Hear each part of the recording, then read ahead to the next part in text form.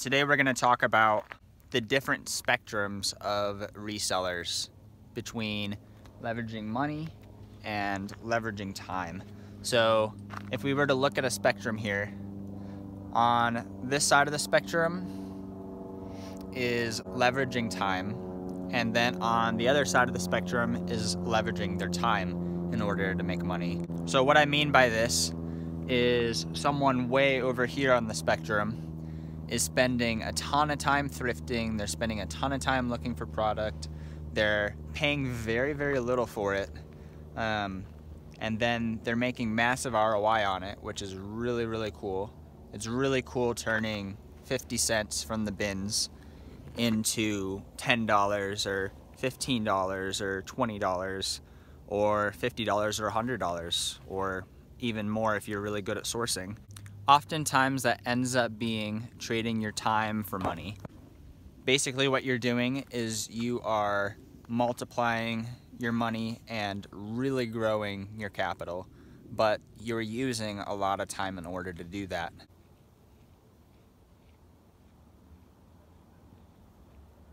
Sometimes Amazon FBA books also falls into this category, even though I feel like it's a better use of time, because there are some really cool systems like 𝗬𝗏 to help you do this faster and to have a quote-unquote higher hourly rate.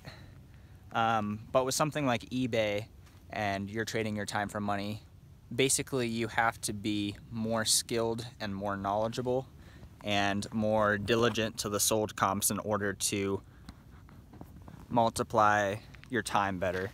So if you're a noob and you're really bad at sourcing and you're just starting eBay for the first time and you're out there and you're hunting, like, you don't know what to look for, you have to look up everything, you're gonna be making bad purchases that end up making you $1 or $2 or $3 after you've spent 15 minutes listing and shipping it. So things like that will happen, and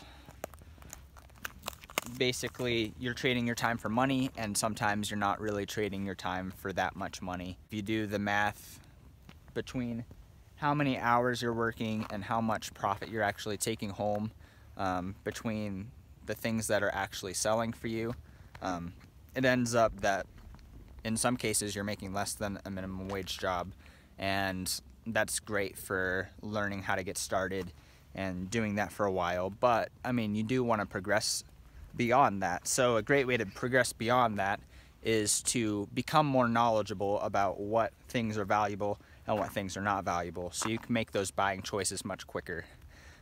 With something like eBay, that comes through studying the sold comps. A guy named 𝗬𝗏 has a really good resource. He basically shows 5 items a day in a bunch of different categories that are valuable and worth your time listing on eBay, and therefore you can be on the lookout for those things, and your mind starts to build a mental catalog of things that are really good to look for, and you keep those in mind as you're going. So let's say you saw on this list a 𝗠𝗏 sweater. Now you can be on the lookout for 𝗠𝗏 sweaters, even though like the likelihood of you actually finding a 𝗠𝗏 sweater is pretty small. It may happen once or twice in your whole reselling career, or never if you're me, and once if you're my brother. Shout out to Paul. But you can start to build a mental catalog of things that are valuable, and so therefore you're going to find more valuable things, and you're going to make more per hour, because instead of spending 15 minutes listing and shipping an item that is $5 profit or $3 profit after you've accepted an offer and shipping and all types of things that you didn't take into enough consideration, you're making $30 or $40 or even like $20. So interesting. There's a deer up there. I don't know if you can see it. Where is he? Yeah, he's right there to the left of the tree. But anyways, that's one way that you can get better within the system of trading your time for money. Another way is by getting faster at listing and shipping. And This is so important if you're gonna do something like eBay or Poshmark or Mercari. You've got to get your listing process down to as little time as possible. That's so important. When I did eBay, I was very bad at listing and shipping. I did not have extremely fast processes. At first, it took me like 30 minutes an item, and I eventually was able to get it down to something like 10 to 12 minutes an item total after I found it. But still, there are people out there who know how to do this much faster than that. There's people who can do the whole process in under 3 minutes. If you're looking to learn about something like that, interesting, the deers are moving. I think there's 2 of them. I think the one on the right is a buck. Anyways, back on topic here. A guy who's really good at listing quickly and eBay systems is a guy on YouTube called 𝗖liche 𝗰𝗶𝗹. He is super process oriented, he's super numbers oriented, and he has a lot of great resources on how to do eBay listing and shipping faster. And like, he knows how to do the other business models as well, but he finds that eBay works really well for him, so he does that. A way that you can step out a little bit of this mindset of trading your time. The deer is really out there in the open this time. There she is. A way that you can is where you go to a store and you pay up for an item, and you know where the item is, and maybe it's marked on clearance, maybe you have an item that you can buy over and over again, but the margins are going to end up being smaller. So instead of spending hours and hours looking for this 𝗠𝗲 sweater or these other bigger profit items, you know exactly how to get these items and you're paying up for them. They're smaller margins, but you end up profiting more per hour if you're doing this right. With retail arbitrage, you can be making more per hour because you're paying up for the item, but there's also ways that you can do something that is maybe a quote-unquote higher system. You can do this wrong. Or you can do a lower system really well and do really well with it. But that all comes down to your systems and your knowledge base and how you're doing things.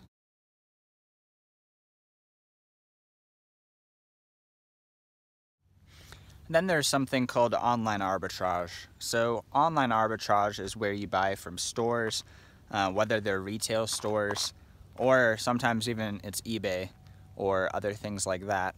And you're oftentimes paying up even more for an item, and so your margins are smaller. But you can be very selective about what you're buying, and you can buy these items over and over again, and you have the added benefit of not having to drive all over town and spend all of your time looking for these items. Instead, you spend some time at home and you pay a lot more money for these products. But you can be selective and only buy items that sell fast. So you can sell multiples and you can keep buying them over and over again. So there are some major benefits to online arbitrage. I would put this even further towards the other side of spending more of your money in order to make more money and some of your time. Like before, we were talking about how on this side, eBay is sometimes spending a lot of time in order to make money, or spending a lot of time in order to make a little money. Or you can get really good at the system and spend a lot less time and still make good money, but you have to do delegation type things in order to make this work well. And then online arbitrage is more on the other side. That's the model that I spend the most time doing at this point. I have a catalog right now of items that I can buy over and over again. I do a lot of sourcing from eBay, so I do a lot of sourcing from other resellers who are spending a lot of time finding these items, and so they oftentimes find these items at a thrift store for $5, $10, sometimes even like $2 or for free, and I come in and I offer them like a pretty good deal. Sometimes it's market value on eBay, and sometimes it's slightly below market value. Sometimes sellers are very quick to accept an offer because they want to have their money moving, and sometimes this makes sense, and I come in and I'm there for them if they're wanting to get rid of their item quickly, and if they don't want to, okay, I'll go on to someone else. So I buy these items, I have a list of them, I know that they sell fast because I've sold them in the past, and I have a list of maybe 50 items that I'm trying to keep in stock on Amazon at all times. It's getting to be very consistent, and with online arbitrage, I'm not prepping my items. I send it to a prep center, I pay them and their system, and they list it for me. So it's getting to be to a point where I'm spending a lot less time doing this, and I'm able to make more money, and I actually don't even work 40 hours a week. I've been working 20 to 25, sometimes 27, doing online arbitrage, and then I spend other time doing social media. So that just goes to show that online arbitrage can save a lot of time if you have capital and know how to use it.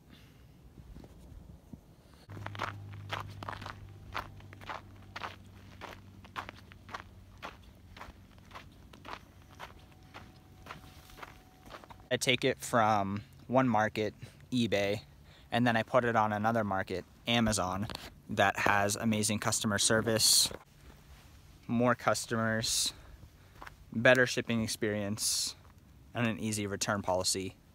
And it's an everything store as well, so customers know that they're going to be able to find their product. Whereas on eBay, they might have to deal with a seller who gets mad at them or won't accept a return, or something's broken. On Amazon, the customer is taken care of, and so therefore sometimes the prices are going to be even higher on Amazon, and there's a space for someone who's doing online arbitrage to make extra money. The next level up in spending your money instead of time would be, I don't know enough about these models in order to pick which one is better. And I don't know if there is a better, because people do very well with both of these models. But it would be private label and wholesale. So wholesale is where you are in contact with a distributor or with a brand.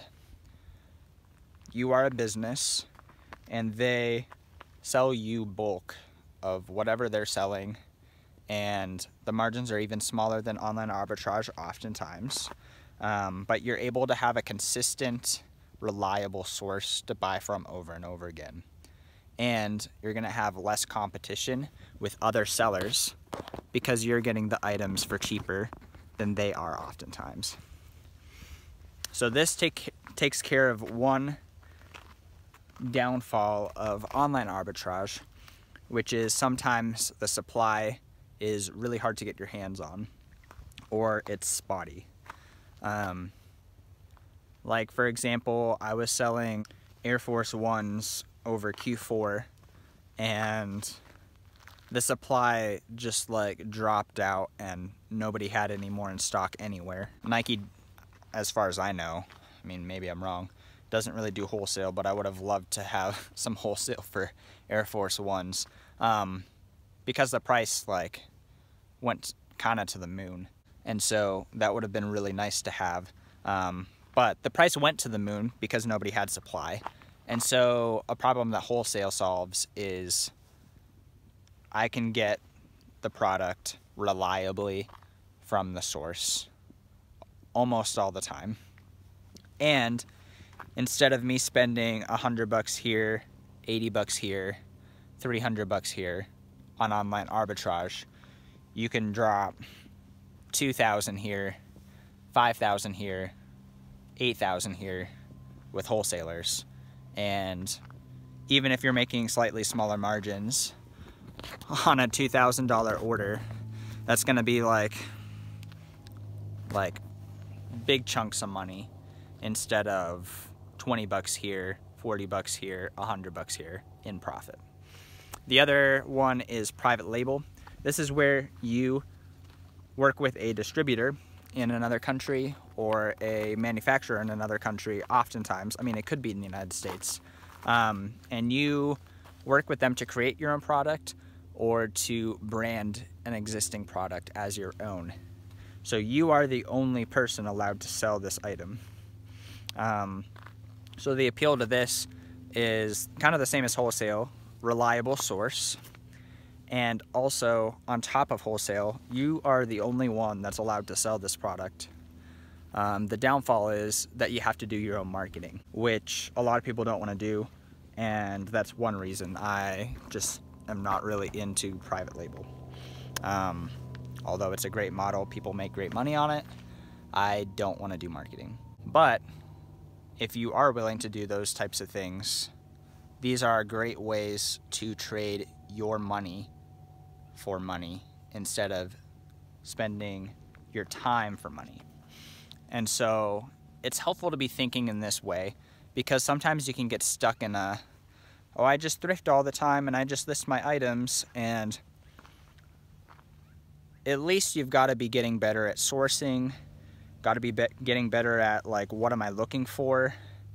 And it is helpful to know that there are different ways that you can speed up your money-making process by spending some of that extra money that you've been making with thrifting and putting it into other business models and other ways of doing things.